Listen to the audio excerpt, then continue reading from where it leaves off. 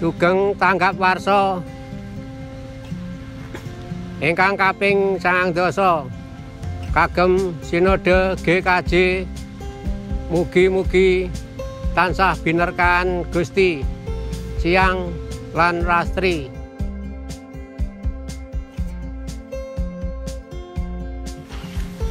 Selamat ulang tahun ke-90 Sinode GKJ. Semoga menjadi gereja yang baik dan menjadi berkat. Amin. Matur suwun ya Mas. Nggih, sami-sami Dik, matur nuwun. Selamat ulang tahun ke-90 Sinode GKJ. Semoga GKJ semakin berkembang ke arah yang lebih baik dan berdaya guna bagi sesama serta seluruh ciptaan. Amin.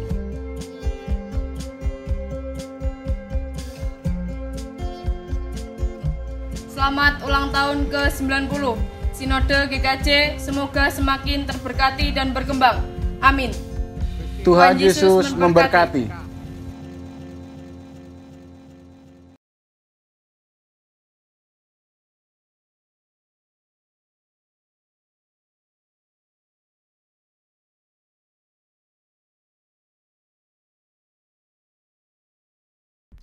Umur panjang ada di tangan kanannya, di tangan kirinya kekayaan dan kehormatan. Jalannya adalah jalan penuh bahagia, segala jalannya sejahtera semata-mata. Ia menjadi pohon kehidupan bagi orang yang memegangnya. Siapa yang berpegang padanya akan disebut berbahagia. Amsal 3 ayat 16 sampai dengan 18. Bersama kita nyatakan syukur karena pertambahan usia untuk Sinode GKJ yang ke-90. Mari kita berhimpun memujinya melalui Kidung Jemaat 15 bait pertama dan kedua. Berhimpun semua.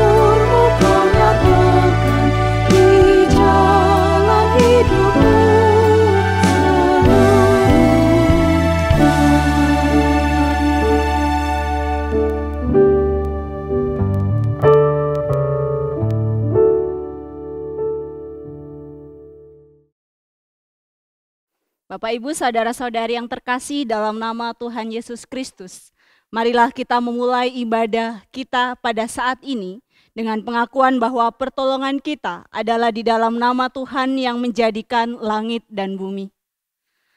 Kasih karunia dan damai sejahtera dari Allah Bapa menyertai saudara semuanya.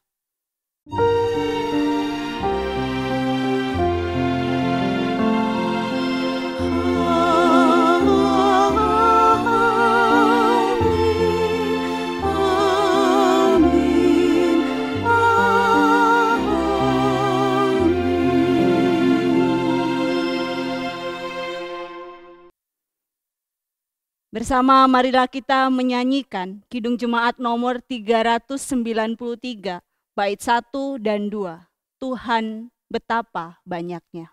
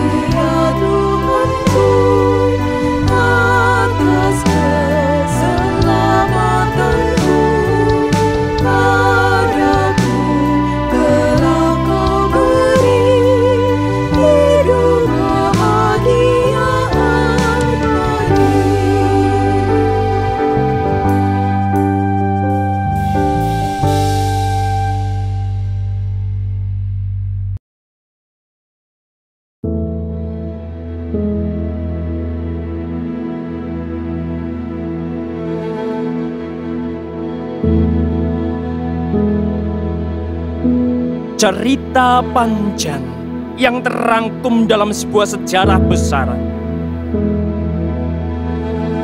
Kami banyak menorehkan hal-hal besar. Ya, inilah sejarah kami.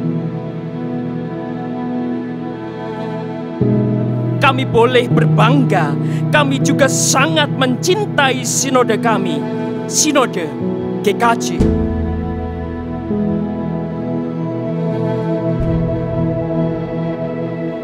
Sebuah kerjasama dihimpun.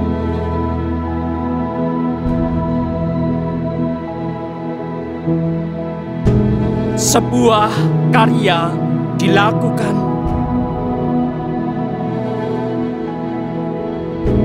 Sebuah peringatan sebagai kenangan diwujudkan untuk mengenang. Sebuah keputusan kami kerjakan. Inilah sejarah kami. Saat ini, sejarah baru boleh kami jalani di kenormalan baru yang sering kami sebut new normal. Di tengah pandemi, kami terus berupaya untuk tetap bersekutu, meski tanpa harus bertemu. Jayalah kebanggaanku, majulah terus sinodeku. 90 tahun ku persembahkan rasa syukurku untukmu, Tuhanku yang telah menuntun kami.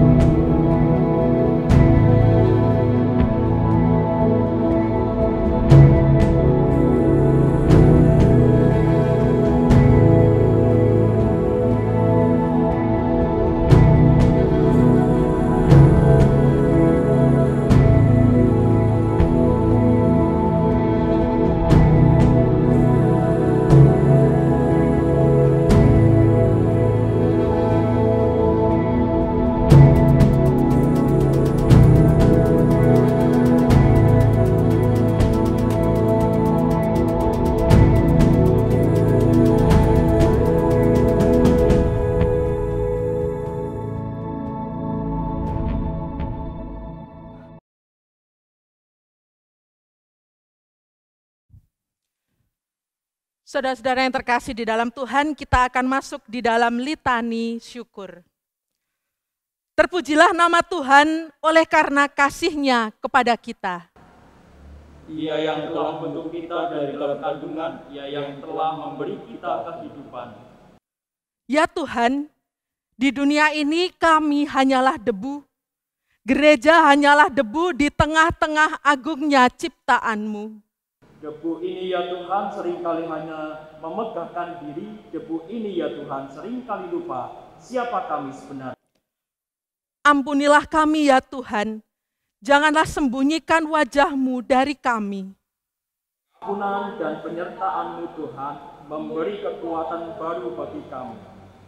90 tahun bukanlah waktu yang singkat bagi manusia, tetapi Sinode GKJ telah melampauinya. 90 tahun dalam suka duka, 90 tahun menggumuli proses panggilan kepada dunia. 90 tahun belajar dan mengajar di dalam kelimpahan dan kekurangan. 90 tahun berkarya dan akan terus berkarya demi kemuliaan nama Tuhan semesta alam. Pujilah Tuhan, hai segala bangsa, megahkanlah Dia, hai segala suku bangsa. Sebab kasih-Nya hebat atas kita dan kesetiaan Tuhan untuk selama-lamanya. Haleluya. Abu ini sebagai lambang pengakuan dosa dan penyerahan diri kita kepada pengampunan yang agung dari Tuhan. Oleh karena itu, bertobatlah dan percayalah kepada Injil.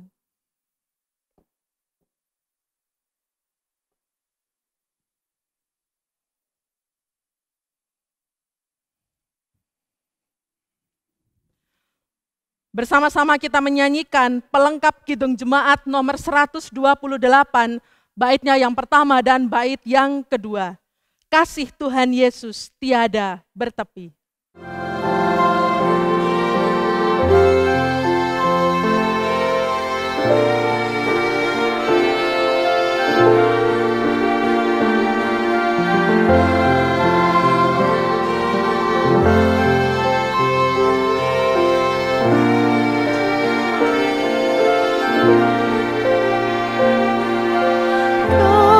Kasih Tuhan Yesus tiada bertepi, lebar panjang tinggi, dalam tak terberi, walau melampaui akal kita yang fana, dengan orang kudus kenal kasih yang kekal.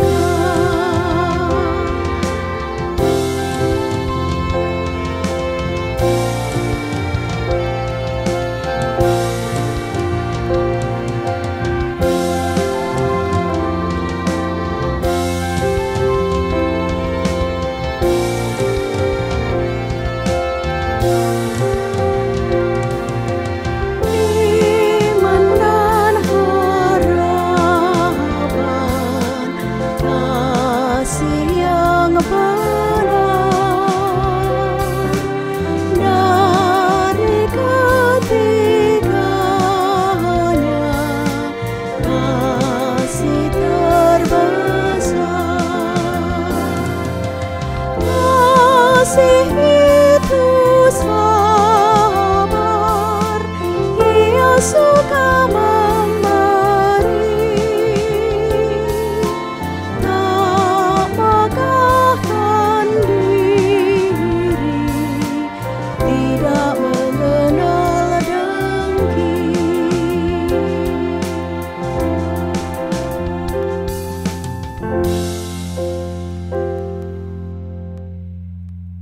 Segenap jemaat gereja-gereja Kristen Jawa dimanapun saudara berada, di tengah rasa syukur kita merayakan ulang tahun Sinode GKJ yang ke-90 hari ini, mari kita siapkan hati kita menerima sapaan sabda Tuhan, yang sekaligus hari ini kita ada di hari Rabu Abu memulai masa Prapaskah kita.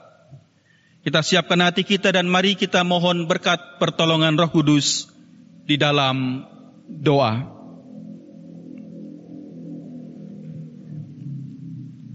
Hati kami sungguh melimpah dengan rasa syukur, ya Allah, ketika hari ini kami merasakan kasih kemurahan dan penyelenggaraan Tuhan bagi kehidupan gerejamu dalam perjalanan persiaran iman di bumi gerejamu, gereja Kristen Jawa dalam bersinode, yang hari ini kami merayakan ulang tahun ke-90.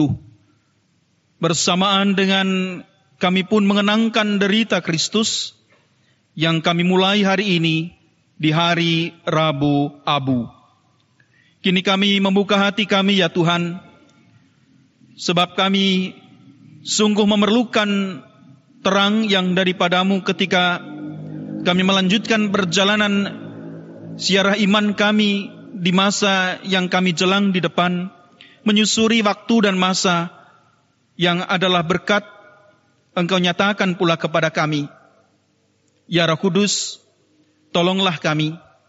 Kami membutuhkan terang daripadamu, agar kami memahami apa yang Kau kehendaki melalui bacaan sabda Tuhan di hari ini. Jangan biarkan kami hanya menjadi pendengar yang setia, namun buatlah kami menjadi pelaku firman yang setia. Bersabdalah ya Bapa, kami bersedia mendengarkannya. Di dalam Dikau sabda Allah sejati, Yesus Kristus Tuhan kami. Amin.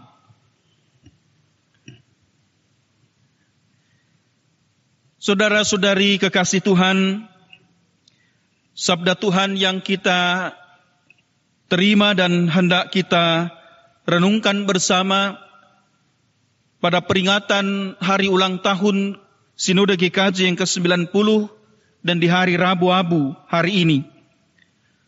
Bacaan dari Injil Matius bab 6 ayat 1 sampai 6, dilanjutkan ayat 16 sampai 21. Injil Matius 6 ayat 1 sampai 6, ayat 16 sampai 21. Ingatlah, jangan kamu melakukan kewajiban agamamu di hadapan orang supaya dilihat mereka. Karena jika demikian kamu tidak beroleh upah dari Bapamu yang di sorga. Jadi apabila engkau memberi sedekah, janganlah engkau mencanangkan hal itu, seperti yang dilakukan orang munafik di rumah-rumah ibadat dan di lorong-lorong, supaya mereka dipuji orang. Aku berkata kepadamu, sesungguhnya mereka sudah mendapat upahnya. Tetapi jika engkau memberi sedekah, janganlah diketahui tangan kirimu apa yang diperbuat tangan kananmu.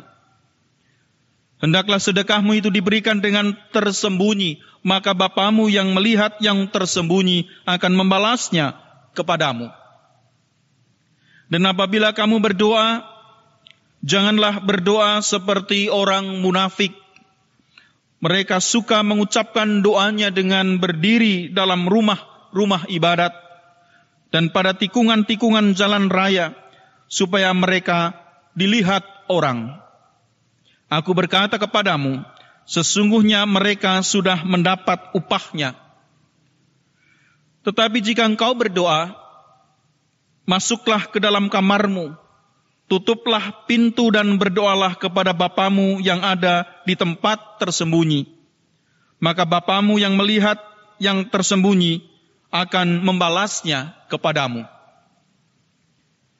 Dan apabila kamu berpuasa, janganlah muram mukamu seperti orang munafik. Mereka mengubah air mukanya supaya orang melihat bahwa mereka sedang berpuasa. Aku berkata kepadamu, sesungguhnya mereka sudah mendapat upahnya. Tetapi apabila engkau berpuasa, minyakilah kepalamu dan cucilah mukamu, supaya jangan dilihat oleh orang bahwa engkau sedang berpuasa, melainkan hanya oleh Bapamu yang ada di tempat tersembunyi. Maka Bapamu yang melihat yang tersembunyi akan membalasnya kepadamu. Demikianlah sabda Tuhan. Yang berbahagia ialah mereka yang mendengarkan sabda Tuhan, menyimpan merenungkannya dalam hatinya dan tekun melaksanakannya. Terpujilah Kristus. Haleluya.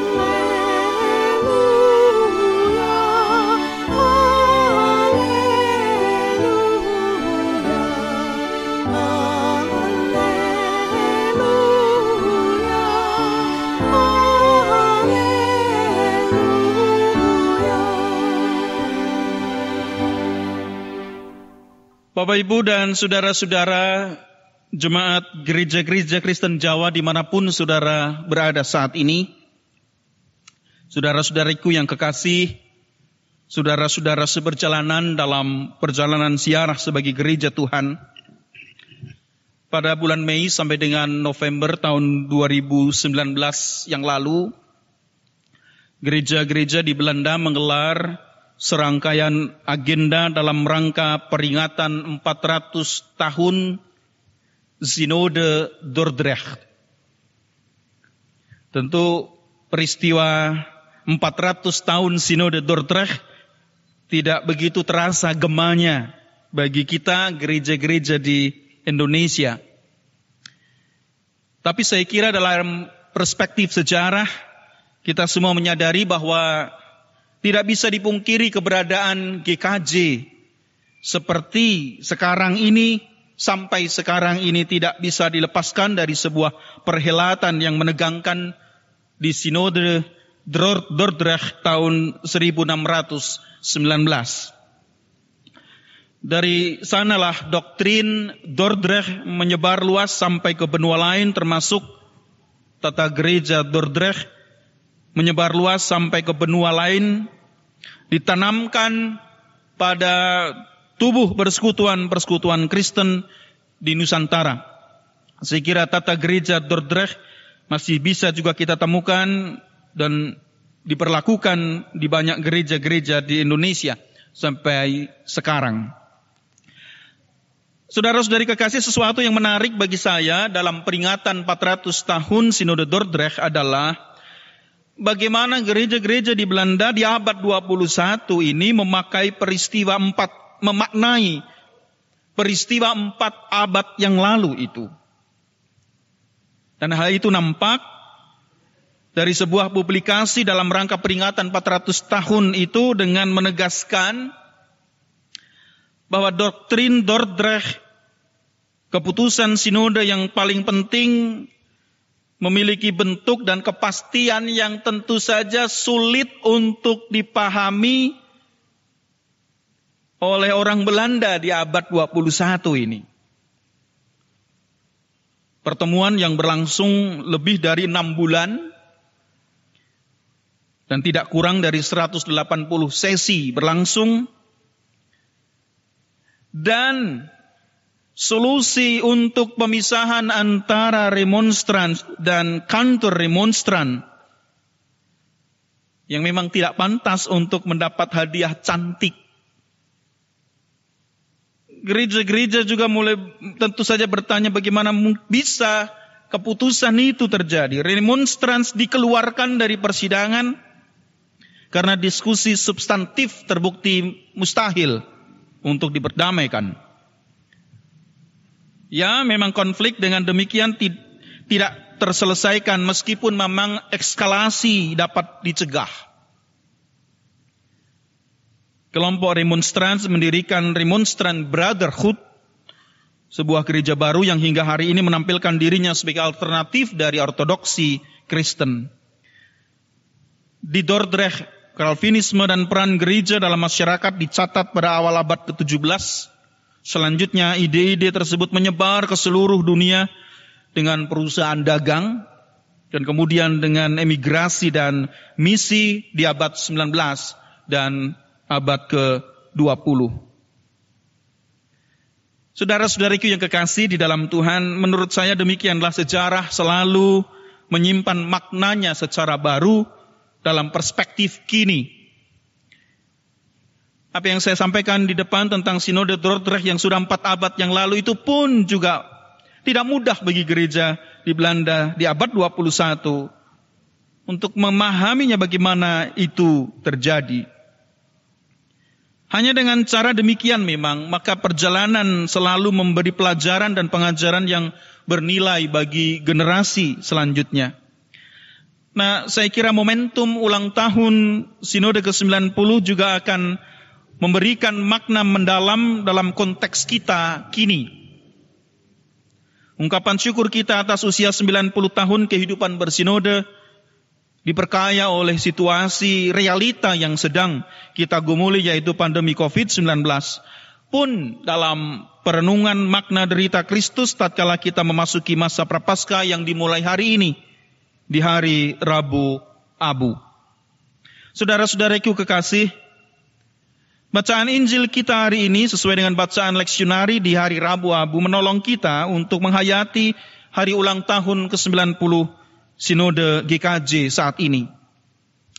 Menurut hemat saya memang tidak terlalu sulit untuk membaca teks ini ketika kita dudukkan teks ini dalam konteks khotbah di bukit. Seruan Shalom itu ngejawantah dalam seruan reformasi spiritual, reformasi keberagamaan, reformasi cara beragama, agar beragama tidak lagi menjadi semu dan bersifat kulit-kulit, dangkal, kering dan mengawang. Namun beragama yang kembali pada intinya mendarat dan menyentuh aspek hidup konkret umat manusia. Perhatikan Matius 6 ayat 1. Ingatlah, jangan kamu melakukan kewajiban agamamu di hadapan orang supaya dilihat mereka. Karena jika demikian, kamu tidak beroleh upah dari Bapamu yang di surga. Ayat ini menjadi kritik cara beragama yang miskin makna dan menjadi sama sekali tidak relevan bagi kehidupan umat. Sedekah, doa, dan puasa merupakan bagian dari praktek agamawi umat beriman. Dan tidak ada yang salah untuk mempraktekkannya. Namun Yesus menemukan bahwa hal-hal tersebut seringkali dilakukan dengan motivasi yang jauh dari membangun iman, apalagi membangun kehidupan. Sedekah, doa, dan puasa menjadi hambar dan kehilangan dayanya ketika dilakukan untuk memegahkan diri, untuk pamer kehidupan rohani, dan unjuk kesalehan pribadi. Ketersembunyian yang dinyatakan melalui bacaan kita adalah bentuk penyangkalan diri agar dengan demikian kesalehan terpelihara sebagai urusan paling privasi dengan Allah dan bukan soal pengakuan orang. Saya kira kesalehan bukan lagi kesalehan ketika itu ditentukan oleh pengakuan orang. Ketersembunyian, bentuk penyangkalan diri. Ketersembunyian bermakna kenosis sebagai jalan transformasi diri.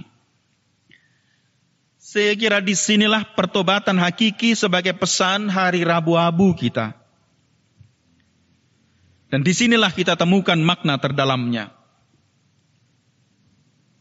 Menurut hemat saya, GKJ harus berani masuk dalam pertobatan hakiki dengan menyadari penuh bahwa amat mungkin praktek hidupnya tidak memberi makna pada kehidupan, namun justru melecehkan kehidupan. Dalam beberapa hal bukankah kita mewarisi gerakan Dordrecht? Masih ingatkah kita dengan kelompok remonstran yang tersingkir itu menjadi kelompok yang tertindas? Dan saya kira ini pun mengingatkan kita pula bahwa sejarah gereja pun juga mencatat sejarah kelam ketika ada penindasan dan penyingkiran oleh karena perbedaan penafsiran yang juga terjadi dalam tubuh gereja. Ketika saya mempersiapkan khotbah ulang tahun sinode ini, ingatan saya ditarik kembali kepada peristiwa yang terjadi ketika kelompok Anabaptis yang juga menjadi kelompok yang disingkirkan, kelompok yang dipinggirkan, bahkan juga menjadi kelompok yang tersiksa. 21 Januari diperingati sebagai kelahiran Anabaptis, kelompok Mennonite. Sebuah penyingkiran dan penindasan akibat hegemoni Corpus Christianum, termasuk di dalamnya kelompok reformasi. Nah, pertanyaan reflektif tentu bagi kita, bagaimana wujud pertobatan sungguh mewujud dalam tubuh GKJ? Bagaimana GKJ menyelesaikan masalah yang muncul di dalam tubuhnya? Dalam cara apa? Apakah turut dalam spirit non-violence resistance, melawan tanpa kekerasan, atau melanggengkan kekerasan? Dalam banyak bentuknya. Merangkul dan menjadikan GKJ menjadi rumah bersama dalam kepelbagaian, atau terjadi pula praktek-praktek peminggiran dalam tubuh GKJ. Saudara-saudari yang kekasih, saya kira ini pertanyaan-pertanyaan reflektif juga bagi kita ketika kita bisa menghayati panggilan ketersembunyian sebagai pesan Rabu-Abu bagi kita. Makna kenosis sebagai jalan transformasi diri. Ketersembunyian juga sebuah kerendahan hati. Kerendahan hati. Saudara-saudariku yang kekasih, masih ingatkah kita pada rumusan nilai utama GKJ? Semoga tidak dilupakan tiga nilai utama GKJ dan 10 nilai dasar GKJ. Nilai utama GKJ dirumuskan dalam 3 poin: kekudusan hidup, kerendahan hati, dan melayani. GKJ menempatkan kerendahan hati pada nilai utama kedua GKJ. Kerendahan hati diberi definisi yang jelas, yakni menempatkan orang lain lebih utama dari diri sendiri yang mesti berkenosis demi perjumpaan yang turut memberi warna dan membentuk identitas hidup. Sedangkan tentang melayani disebut sebagai pengejawantahan kerendahan hati dalam tugas kerasulan, pemberitaan kasih, keadilan, dan keselamatan. Jadi kita melihat bagaimana kerendahan hati menjadi jiwa bagi pendorong karya pelayanan. Dan itu berarti kita bicara tentang virus yang berbahaya, yaitu tinggi hati. Tinggi hati membentuk penciptaan harga diri, gengsi, egoisme, arogansi, kesombongan, ingin dihormati, dan akibatnya subjektivitas meninggi. Merasa diri terhormat, mulia, paling benar, paling tahu, dan paling sempurna. Tak heran lalu menjadi gampang tersulut, gampang sakit hati, dan berprasangka buruk. Bukankah tinggi hati adalah sebongkah makar psikologis untuk menutupi bongkahan jiwa yang begitu lemah dan rapuh? Maka jika mau kuat, belajarlah terus-menerus menjadi rendah hati. Kerendahan hati membuat tenang, hening, tenggelam dalam renungan-renungan muhasabah, mengevaluasi diri. Dan kerendahan hati adalah sumber kekuatan dan sukacita. Dan biarlah kerendahan hatimu menjadi kebaikan bagi semua orang.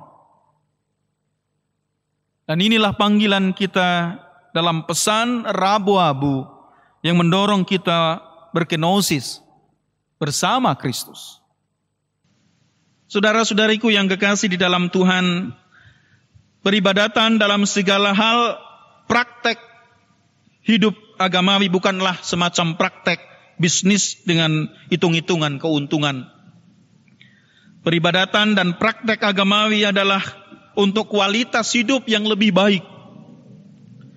Ritual akan kehilangan spiritnya ketika dilakukan tanpa upaya untuk terus-menerus menggali daya relevansinya bagi kehidupan. Ketika tidak tampil menjadi the way of life.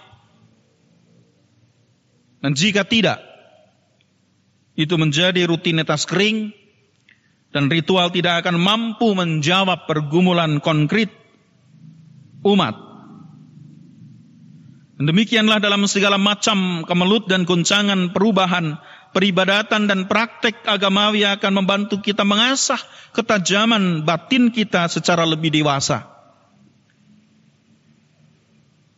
Kita tidak akan kehilangan spirit bersekutu meski tanpa perjumpaan. Seperti yang kita alami di masa pandemi.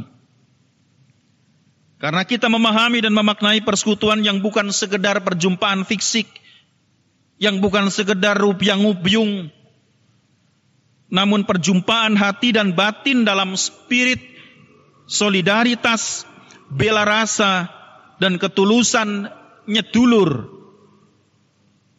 yang kesemuanya dilakukan tanpa batas dan melintasi batas. Saudara-saudara, saya kira pandemi telah mengajari kita banyak hal.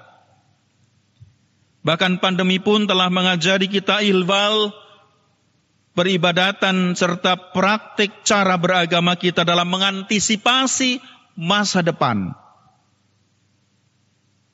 Siapa sangka pandemi datang begitu cepat. Dan itu mempercepat pula datangnya era baru. Era digital ecclesiology. Saya yakin kita mendengar apa yang dipaparkan oleh Mayumi Fukuyama dalam konteks Jepang, bahwa kini masyarakat pasca modern memasuki era yang disebut revolusi Society 5.0. Indonesia masih ada di Society 4.0. Yaitu masyarakat yang menyelesaikan tantangan dan problem sosial dengan bantuan pelbagai inovasi industri 4.0 yang bercirikan Internet of Things, Artificial Intelligence, and Big Data. Dampak dari revolusi industri 4 ini adalah teknologi digital yang digunakan memungkinkan terjadinya interkoneksi sedemikian rupa. Dan terdapat berbagai teknologi yang menjadi unsur utama terhadap pengembangan industri konvensional menuju industri digital. Tak seorang pun menyangka pandemi akan datang, dan pandemi telah memaksa kita untuk masuk ke dalam era baru itu lebih cepat. Inilah masyarakat digital. Bersekutu tanpa bertemu.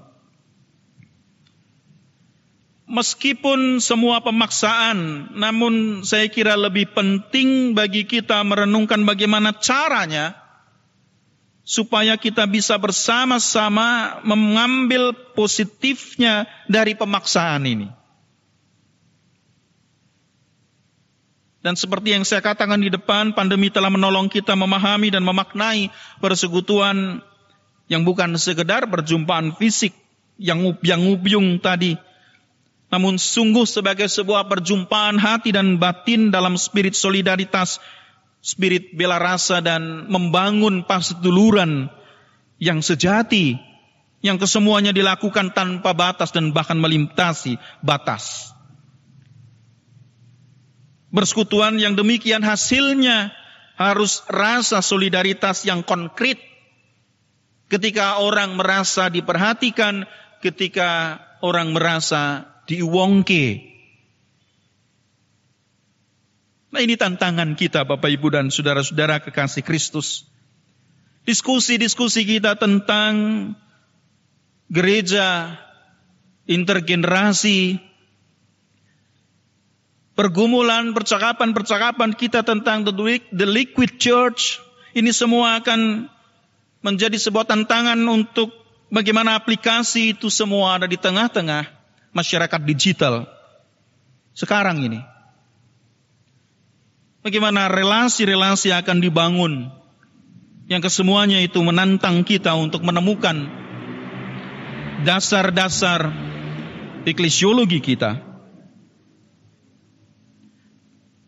Kemajuan teknologi dalam kehidupan sosial pragmatis manusia sudah dengan sendirinya pasti harus diimbangi dengan spiritualitas, dan bagaimana kita pun terbuka dengan misteri dan edukasi ilahi dalam kehidupan supaya kemajuan teknologi tidak menciptakan keinstanan relasi di antara sesama manusia dan di antara manusia dan Tuhan, serta tidak juga menghasilkan pribadi dan komunitas religius yang begitu dangkal dan terlalu pragmatis. Kecanggihan teknologi diperlukan sebagai sarana meningkatkan berbagai macam capaian, namun tidak dapat dijadikan ukuran untuk semua capaian. Dalam hal edukasi kehidupan secara menyeluruh, secara teologis pun dalam spiritual, terkadang misteri dan edukasi Tuhan memiliki pesonanya tersendiri bagi kita. Ukuran dari hidup spiritual bukan pada tercapainya sesuatu dengan cepat dan mudah, dengan asumsi bahwa teknologi bisa membantu, namun melalui pendalaman hidup yang dilamat oleh misteri rahmat Allah pada Providensia Dei yang membuat komunitas umat beriman, gereja, bisa membuah matang, wangi, berkualitas, justru karena tidak diperam. Sejauh dunia teknologi membantu manusia hidup mendalam dalam edukasi Allah, maka kemajuan teknologi adalah mitra yang konstruktif bagi pengolahan spiritualitas, bagi pribadi maupun komunal. Sebaliknya, jika kemajuan dan kemudahan teknologi membuat manusia menjadi mendangkal dan lemah iman karena mengukur keterlibatan Allah melulu pada capaian sebagai alat untuk dikuasai dan diperlakukan melulu sebagai objek, saya kira di sini tanda-tanda alarm bahaya harus sungguh diperhatikan. Arah pun mesti ditinjau ulang. Saudara-saudariku yang kekasih di dalam Tuhan, dengan merenungkan hal-hal yang demikian, maka di rasa syukur peringatan ulang tahun ke-90 Sinode GKJ yang juga kita rayakan dalam spirit kenosis Kristus. Ini semua menolong kita pula untuk masuk dalam perenungan yang lebih besar lagi. Bagaimana spirit menggereja akan kita bangun di era masyarakat digital ini. Bagaimana merenungkan perwujudan atribut gereja yang one, holy, Catholic, and apostolic, satu, kudus, dan rasuli mewujud di era masyarakat digital ini. Ini refleksi kita menjadi ruang refleksi yang terbuka luas, yang mengundang kita semua untuk bereaksi dan berefleksi. Dan disitulah menjadi refleksi bagi kita di hari ulang tahun ke-90 Sinode GKJ. Selamat datang di masyarakat digital yang menantang pula kita untuk menghayati bangunan eklesiologi di tengah-tengah situasi konkret yang kita hadapi ini. Tuhan Yesus menolong kita semua, dan biarlah roh hikmat-Nya menuntun kita sebagai gereja Tuhan berjalan menjadi lebih lagi dan lebih lagi memastikan berjalan bersama dengan Dia di tengah kemelut dan bergulatan hidup dunia. Selamat ulang tahun ke-90 Sinode GKJ. Tuhan Yesus memberkati. Amin. Saat teduh untuk kita semua.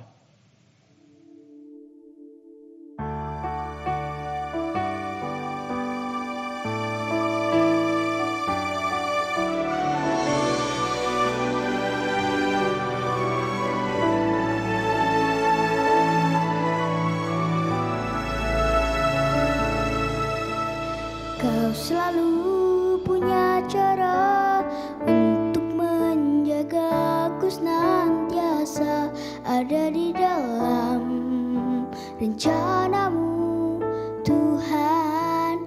Kau selalu punya cara untuk mengubah keburukan agar menjadi hal baik bagiku.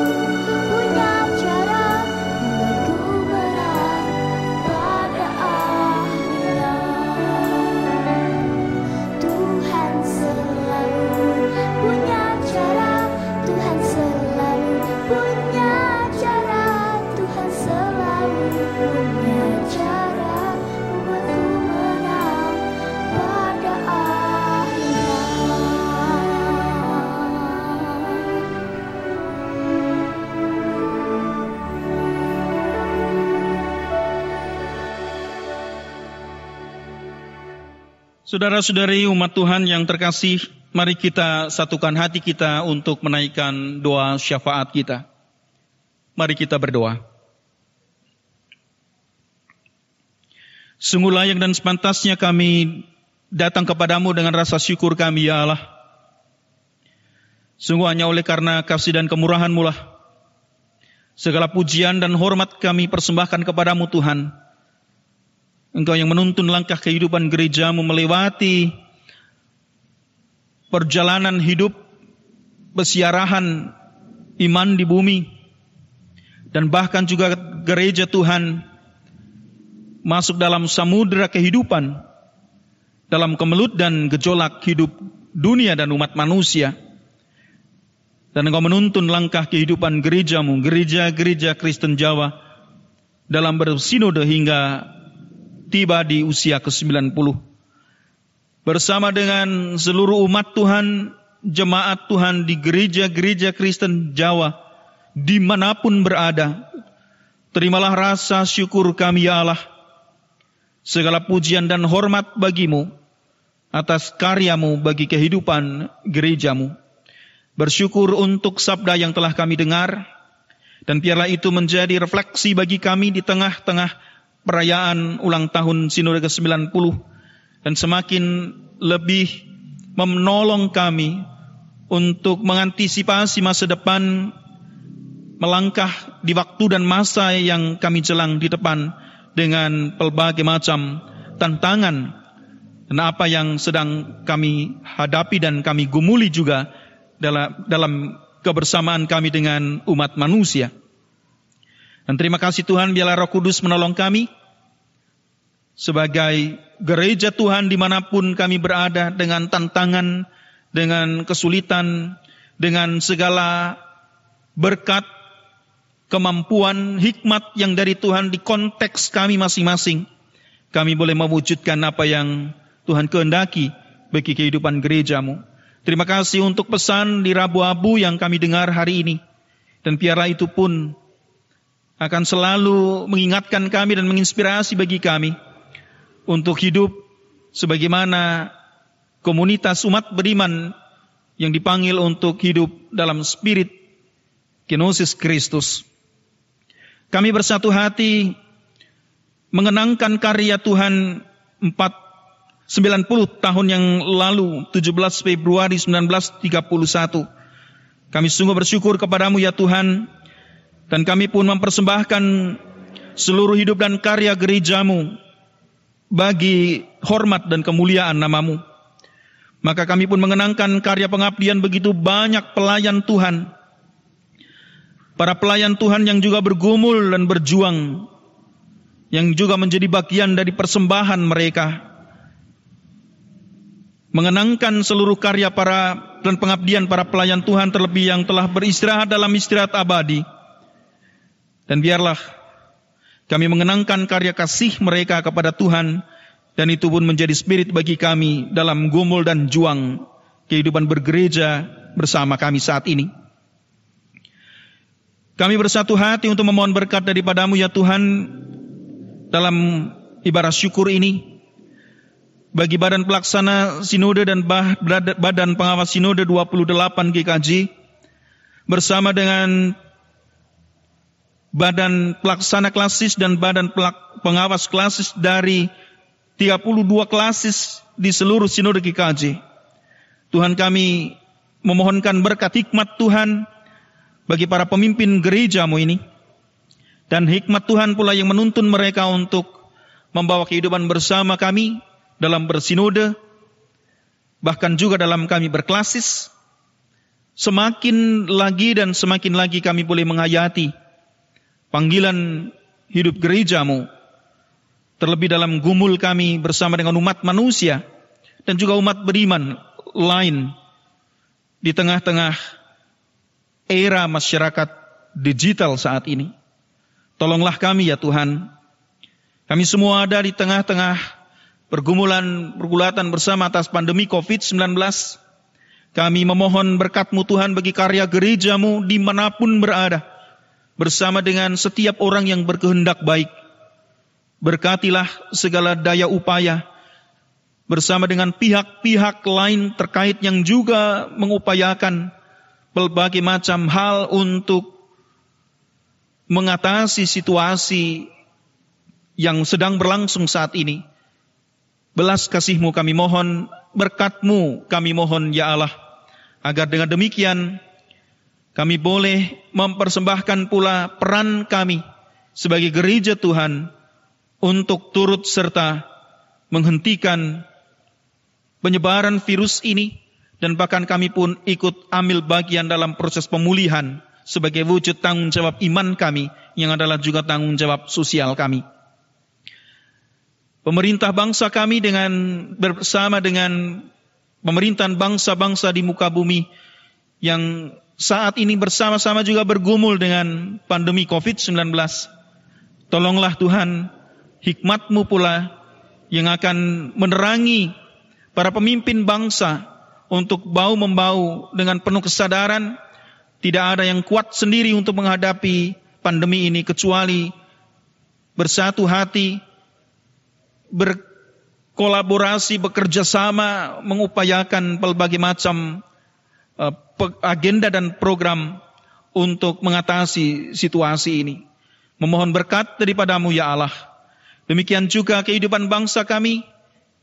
Engkau Tuhan yang menganugerahkan damai, sejahtera, keadilan, kebenaran, cinta kemanusiaan, biarlah itu menjadi spirit yang ditegakkan bagi kehidupan bersama atas bangsa dan negara kami ini. Dan demikian kami pun mengambil bagian di dalamnya, wujud kesaksian kami bersama-sama.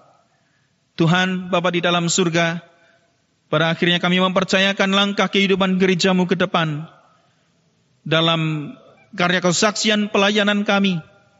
Demi kemuliaan Tuhan, demi hadirnya shalom di muka bumi ini, dalam berkat pimpinan-Mu dan penyertaan-Mu, kami melangkah dengan penuh percaya dan pengharapan di dalam Tuhan. Dalam nama Yesus Kristus, Tuhan dan Juru Selamat kami, Sang Gembala Agung kami berdoa. Amin. Bersama seluruh orang yang bertumbuh dalam iman kepada Tuhan di segala abad dan tempat, marilah kita kuatkan kembali janji baptis kita dengan mengikrarkan bersama pengakuan iman rasuli yang demikian. Aku percaya kepada Allah Bapa yang Maha Kuasa, Khalik langit dan bumi, dan kepada Yesus Kristus anaknya yang tunggal Tuhan kita, yang dikandung daripada Roh Kudus, lahir dari anak darah Maria, yang menderita di bawah pemerintahan Pontius Pilatus, disalibkan, mati dan dikuburkan, turun ke dalam kerajaan maut. Pada hari yang ketiga, bangkit pula dari antara orang mati, naik ke surga, duduk di sebelah kanan Allah Bapa yang Maha Kuasa, dan akan datang dari sana untuk menghakimi orang yang hidup dan yang mati. Aku percaya kepada Roh Kudus, gereja yang kudus dan am, persekutuan orang kudus, pengampunan dosa, kebangkitan daging, dan hidup yang kekal. Marilah kita haturkan persembahan ungkapan syukur atas perjalanan 90 tahun dengan mengingat akan hal ini. Sebab pelayanan kasih yang berisi pemberian ini bukan hanya mencukupkan keperluan-keperluan orang-orang kudus, tetapi juga melimpahkan ucapan syukur kepada Allah. 2 Korintus 9 ayat 12. Kidung dari nyanyian Kidung Baru 133, bait pertama dan kedua mengiringi kantong persembahan kita. Syukur padamu ya Allah.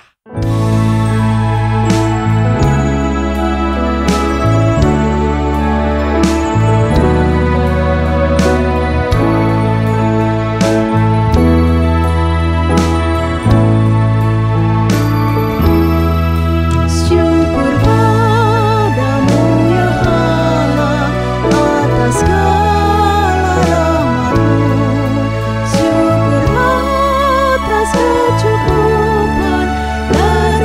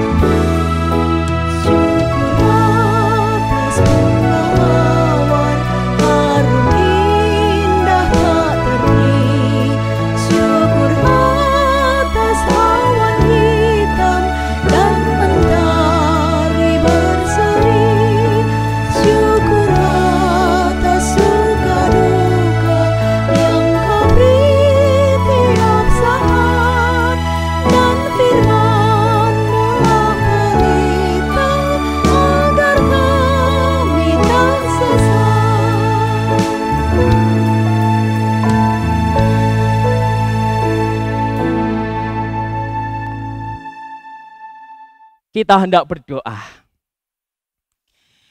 Ini ungkapan syukur kami ya Tuhan. Kiranya sudi Tuhan menerimanya dan memberkatinya atas rasa ungkapan syukur kami yang kami naikkan kepadamu. Ketika Tuhan menyertai perjalanan kami bersama dengan sinode 90 tahun lamanya. Kiranya persembahan ini menjadi dupa yang harum untuk kemuliaan nama-Mu. Doa kami ini kami akhiri dengan doa Bapa kami.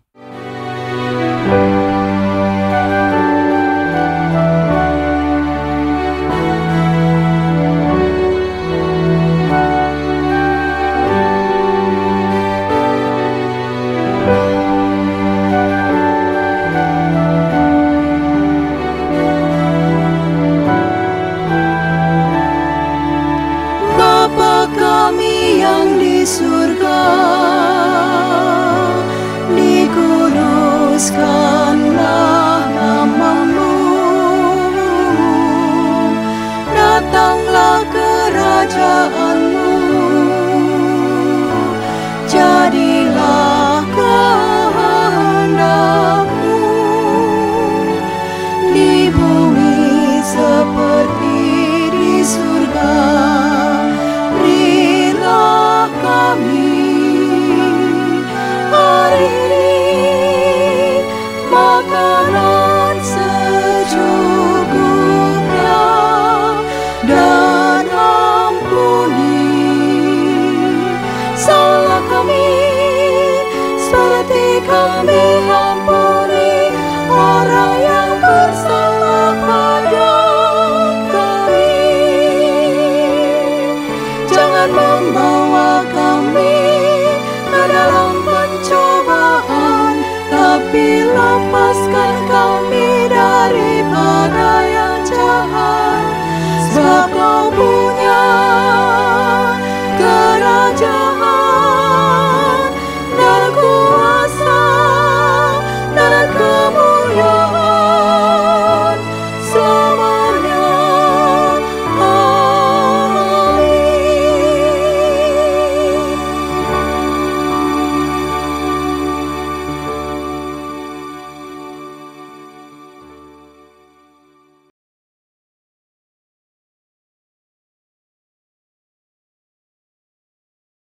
Di dalam ketidakidealan saat ini kita dipanggil untuk tetap bersekutu meski tanpa harus bertemu.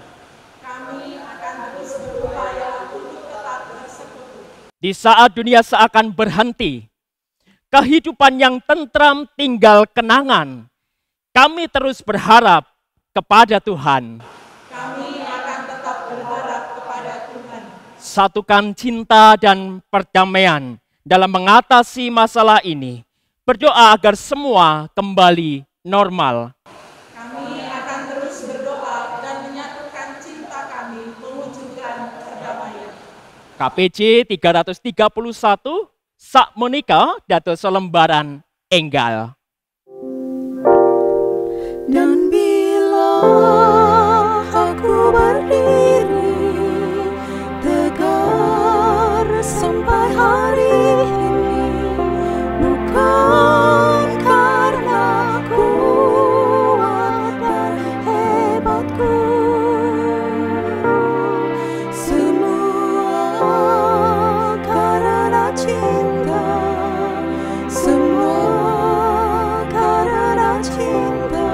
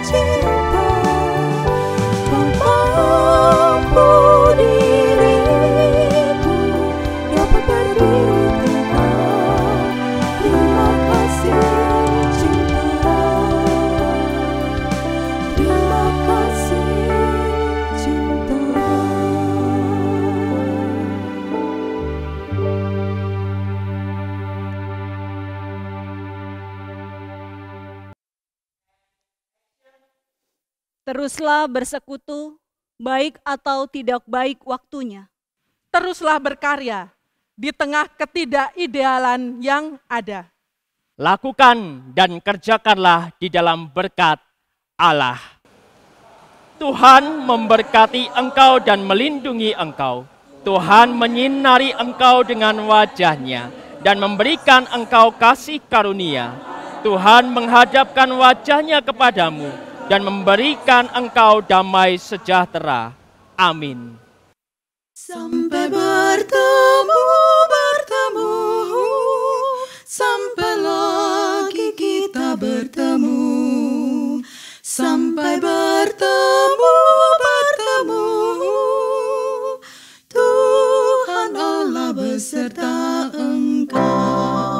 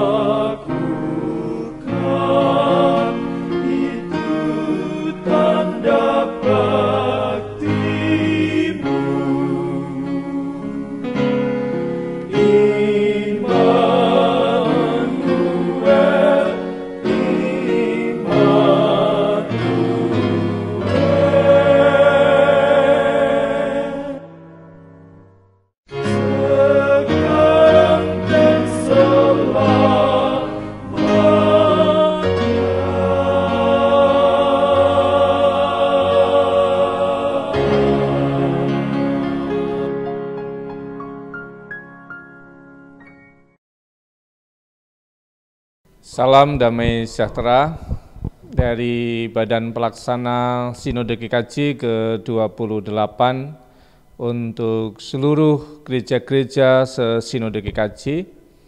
Kita sungguh bersyukur di kesempatan hari ini kita merayakan, mensyukuri penyertaan Tuhan selama 90 tahun perjalanan gereja-gereja se-Sinode GKJ menjadi bagian satu keluarga Sinode GKJ. Kita sungguh melihat, kita sungguh bisa menghitung akan kemurahan dan penyertaannya. Demikian juga kita bersyukur karena Tuhan berkenan memakai kita, gereja-gereja se-Sinode GKJ, untuk terus senantiasa ambil bagian di dalam karya pemeliharaan dan karya kasih bagi seluruh ciptaan. Dan kita juga boleh melihat dalam perjalanan 90 tahun Sinode GKJ, ada banyak hamba-hamba Tuhan, anak-anak Tuhan yang berperan serta dalam kehidupan berbangsa dan bernegara, ambil bagian di dalam setiap isu kemanusiaan, pelestarian lingkungan, dan banyak hal yang lain.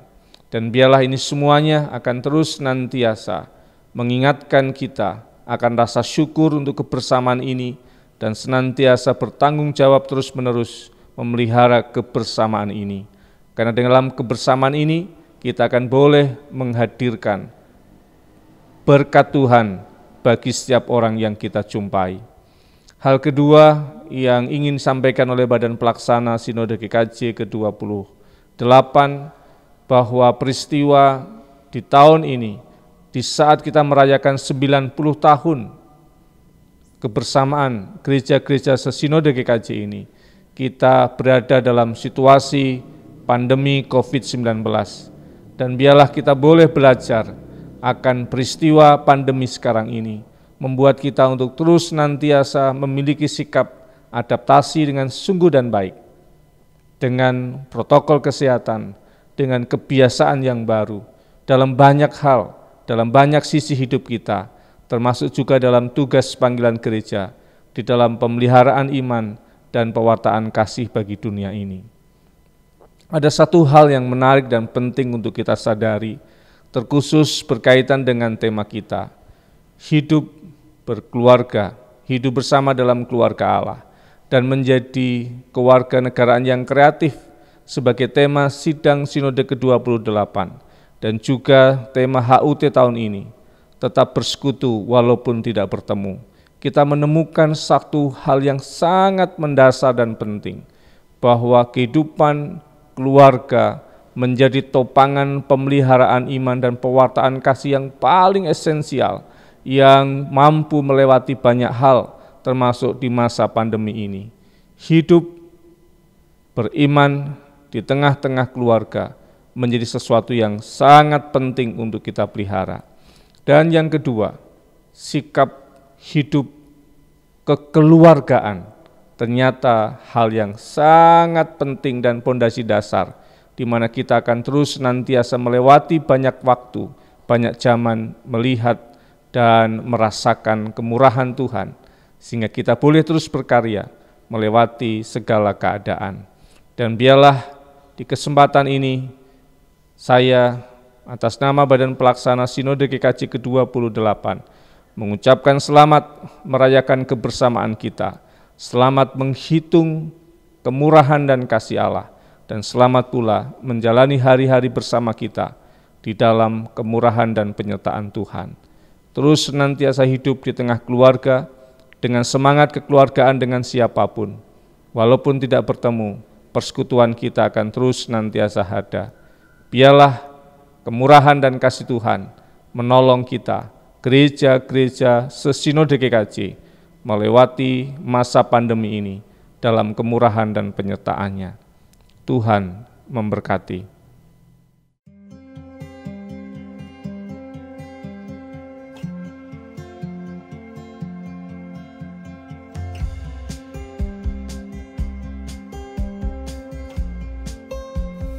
Ada banyak variasi pemaknaan tentang tumpeng dan bagaimana memperlakukannya dalam memotongnya dan seterusnya. Sekarang ini apa yang saya hayati bahwa tumpeng ini adalah gambar dari kehidupan alam semesta yang disediakan Tuhan kepada kita. Ada banyak bagian, ada banyak hal yang disediakan untuk kehidupan kita. Dan kita mengambil bagian-bagian dari yang disediakan Tuhan itu untuk kita pakai menghidupi kebutuhan kita hari ini. Dan ada banyak bagian yang lain yang tentu akan bermakna untuk yang lain, baik saudara-saudara kita di zaman sekarang ini maupun juga generasi setelah kita, sehingga nanti tidak ada yang dipunggal, tetapi mengambil bagian dari apa yang ada, supaya alam semesta ini tetap menopang saudara-saudara kita dan menopang anak cucu kita. Biarlah ini menjadi usulan pemaknaan kita dalam pelaksanaan upacara dan rasa syukur kita di kesempatan siang hari ini.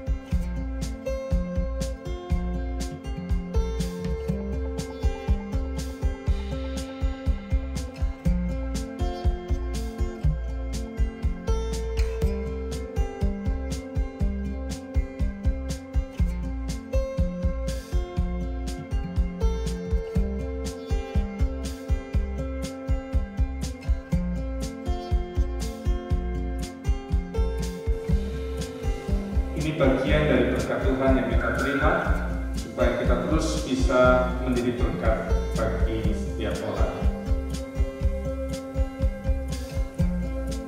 Kami karyawan kantor Sinode GKJ mengucapkan selamat ulang tahun yang ke-90 Sinode GKJ.